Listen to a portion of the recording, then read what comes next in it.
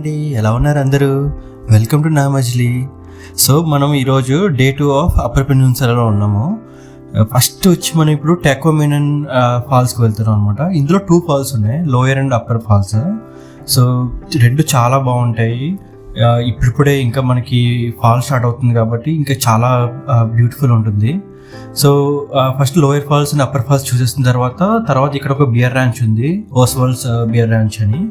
అక్కడ మనం డైరెక్ట్గా బేర్స్ని కలవచ్చు అనమాట, వాటికి ఫీడ్ కూడా చేయొచ్చు. సో నెక్స్ట్ మనం అది చూసుకుందాం. అయితే ఫస్ట్ అయితే మాత్రం వెళ్ళి మనం ఫాల్స్ చూసేద్దాం పదండి.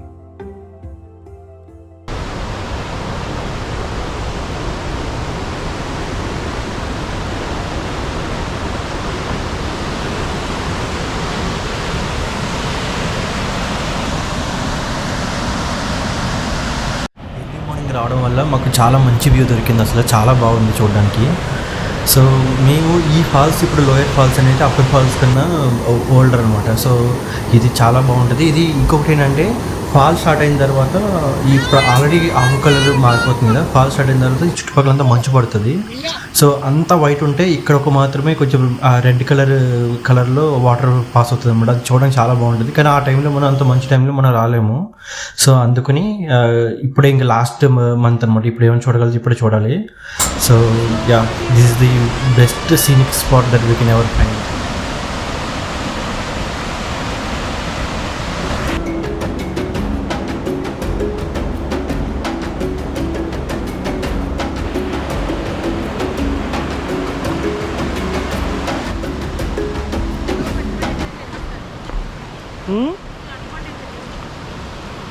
ఇది అంతా కలిపి ఒక 1 మైల్ ట్రెక్ అనమాట. సో ఆ పక్క నుంచి మనం ఈ ఫాల్కి ఆ పక్క నుంచి అలా నడుచుకుంటూ మధ్యలో ఒక బ్రిడ్జ్ ఉంది ఈ రివర్కి, ఆ బ్రిడ్జ్ క్రాస్ చేసుకుని మనం ఈ పక్క వచ్చాము. సో ఈ పక్క మంచి సీనరీ స్పాట్స్ ఉన్నాయన్నమాట, వాటిని చూసేద్దాం. కాకపోతే ఇక్కడ నుంచి మనకి అప్పర్ ఫాల్స్ కూడా ఉంది. అప్పర్ ఫాల్స్కి కావాలితే మనం ఇక్కడ నుంచి ట్రెక్ చేయొచ్చు. అది 4 మైల్స్ ట్రెక్ అనమాట. సో అంత ట్రెక్ మనం చేయాలంటే బేబీతో అవ్వదు, అందుకని మేము ట్రెక్ చేయట్లేదు. డైరెక్ట్గా కార్ తీసుకుని మళ్ళీ ఫ్రంట్కి ఇంకొక 1 మైల్ నడుచుకుని వెళ్ళి అక్కడ కార్ తీసుకుని అక్కడ నుంచి అప్పర్ ఫాల్స్కి వెళ్ళి అక్కడ అప్పర్ ఫాల్స్ చూద్దాము. సో ఇదైతే చాలా బాగుంది. ఇక్కడ చాలామంది ఫొటోస్ తీసుకున్నారు. అసలు చాలా కామ్గా ఈ రివర్ సౌండ్తో చాలా బాగుంది. ఇప్పుడు మీరు చూస్తున్నారు కదా, ఇదే అప్పర్ ఫాల్స్ అనమాట. ఇది చాలా బాగుంది. ఇక్కడ నుంచి చూస్తే అంటే ఈ టైంలో ఇలా ఉందంటే ఇంకా వింటర్ టైంలో చాలా బాగుంటుంది. సో ఇక్కడ నుంచి మనం ఇప్పుడు బియర్ ర్యాంచ్కి వెళ్దాం. బియర్ ర్యాంచ్లో మనం ఇప్పుడు బేర్స్ని వాటికి ఫీడ్ చేయొచ్చు, వాటితో కూడా ఫొటోస్ తీసుకుని వెళ్దాం.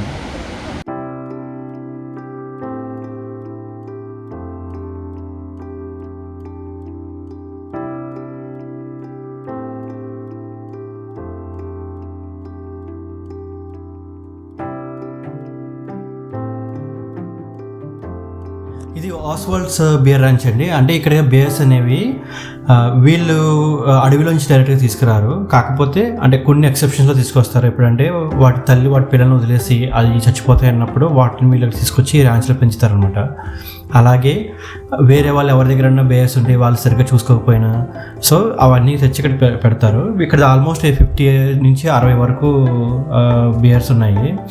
సో ఇక్కడ ఇంకొక రీజన్ ఏంటంటే మేల్ని ఫీమేల్ని పక్కన వాటిలో పెడతారు అనమాట. ఎందుకంటే అవి ఇక్కడ ప్రొడక్షన్ చేయకుండా, అంటే వాటి కొత్త పిల్లల్ని పుట్టనకుండా వాళ్ళు డిఫరెంట్ లొకేషన్స్లో పెడతారు.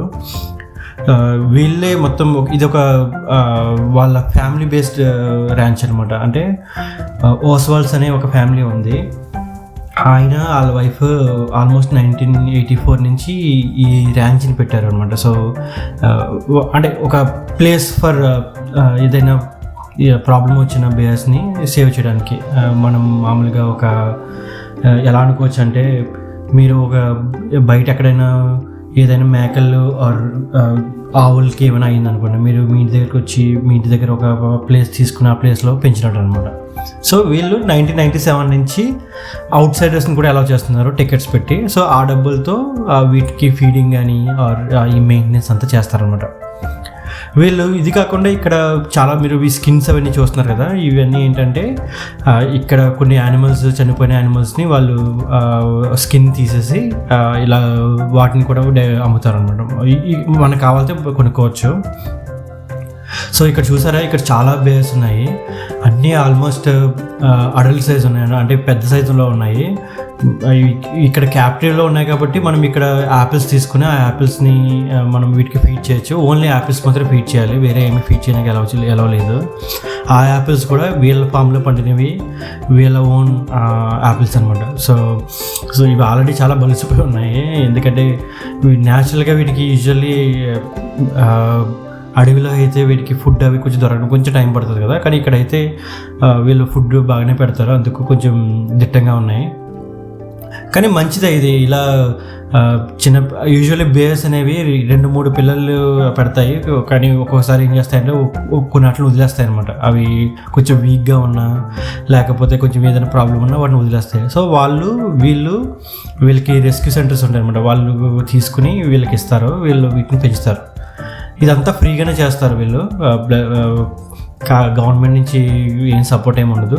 సో జనాలు ఇలా బయట నుంచి టికెట్స్ ఉన్నాయి కాబట్టి వాటి నుంచి వచ్చి వాళ్ళ మనీతో వీటన్నిటిని చేస్తారన్నమాట.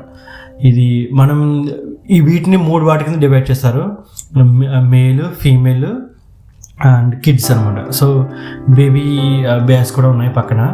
3టిని కలవనివ్వరు, ఎందుకంటే మేల్ బేర్స్ పిల్లల్ని చంపేస్తాయి, ఫీమేల్ బేర్స్ కూడా అగ్రెసివ్గా ఉంటాయి అనమాట. సో అందుకని వీటిని 3టిని కలవనివ్వరు. సో ఇప్పుడు మనం వెళ్తున్నాం, మనం ఫీమేల్ ఎన్క్లోజర్కి వెళ్తున్నాం. ఇందాక మనం మేల్స్వి చూస్తాం, అవి చాలా పెద్ద సైజులో ఉన్నాయి. ఈ ఫీమేల్స్ అనేవి చాలా కొంచెం కంపేర్ టు మేల్ కొంచెం చిన్నగా ఉంటాయి అనమాట. కాకపోతే ఇవి కూడా అగ్రెసివ్గా ఉంటాయి, అందుకే వీటిని కిడ్స్తో బేబీస్తో కనెక్ట్ చేయాలన్నమాట. సో బేబీస్ అనేవి మనం అప్పుడే పుట్టిన బేబీస్ని మనకి బయట ఫోటోగ్రఫీ కూడా అలౌ చేస్తున్నారు. సో మనం వాటితో ఫోటో తీసుకోవచ్చు, దానికి కూడా వెళ్దాం మనం, వీటికి కూడా ఫీడ్ చేద్దాం. మా దగ్గర వచ్చిన యాపిల్స్ అన్నీ అయిపోయాయి ఆల్రెడీ, మేము అన్నింటి మేల్కి వేసేసాము. ఇంకా కొంతమంది వేస్తున్నారు, వాళ్ళు వేస్తున్నారు అనమాట. ఇది ఫీమేల్, ఇది చిన్నది, ఇది బేబీ కబ్ అనమాట. సో మేబీ ఒక 6 months or 1 year ఓల్డ్ ఉంటుంది, ఇంకా చాలా చిన్నది అనమాట. ఇది ఇంకా లోపల మీకు అక్కడ చీకటిగా ఉంది, అక్కడ లోపల చాలా కబ్స్ ఉన్నాయి. సో ఇక్కడ మనం వీటి దగ్గరికి వెళ్ళి ఫొటోస్ తీసుకోవచ్చు. $10 ఇస్తే వాళ్ళు మనకి గ్రూప్గా ఫోటో తీస్తారనమాట. సో ఇక్కడికి వెళ్ళేటప్పుడు మనం గోల్డ్ చైన్స్ కానీ ఏదైనా మెరిసేది ఏమన్నా సరే తీసేయాలి, లేకపోతే బేర్స్ అనేవి వాటికి వచ్చి అట్రాక్ట్ అవుతాయి. సో ఇక్కడ మీరా ఏం చేసిందంటే వీళ్ళు ఒక తేనె లాంటిది పెట్టి తినిపిస్తారనమాట. సో అది ఏం చేయదు, మన మీద ఫోకస్ చేయకుండా తినడంలో ఫోకస్ చేస్తుంది. అనుకోకుండా వెనకాల నుంచి మిహిరా దాని చెవి లాగేసింది. ఇక్కడ చూస్తే ముఖేష్ ఆల్మోస్ట్ భయపడిపోయాడు.